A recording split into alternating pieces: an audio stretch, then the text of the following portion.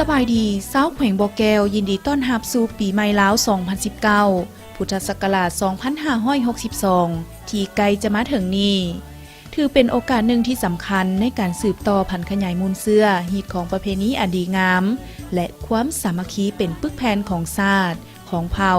ที่มีมาแต่โดนนาน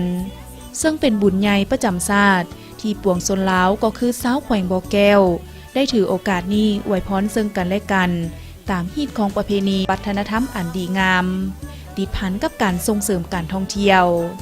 ปีนี้ถือว่าเป็นปีที่ 3 ในการเฉลิมฉลองบุญปีใหม่ร่วมกันสองชาติลาวไทยบ่อแก้วสาธารณรัฐประชาธิปไตยประชาชนลาวเสียงของราชอาณาจักรไทยที่ดอนปุงเมืองห้วยทรายแขวงบ่อแก้วในงานมีกิจกรรมหลากหลายบ่ว่าจะเป็นการแข่งขันตบพระธาตุทรายกีฬาดึงเสือกขึ้นเสาน้ำมัน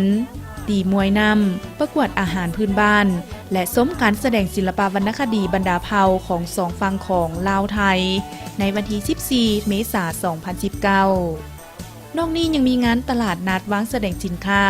จำหน่ายผลิตภัณฑ์หลากหลายประเภทบ่ว่าจะเป็นเครื่องใช้ภายในครัวเรือน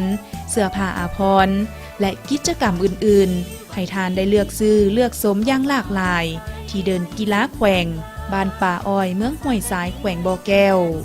ซึ่งงานตลาดนัดแมนเริ่มแต่วันที่ 7 ถึง 17 เมษายน 2019 ฉะนั้นขอเชิญชวนชาวแขวงบ่อแก้วแขวงใกล้เคียงรวมทั้งนักท่องเที่ยวภายในและต่างประเทศเข้าร่วมการเฉลิมฉลองบุญปีใหม่ปีนี้ที่แขวงบ่อแก้วกับกิจกรรมอันม่วนๆ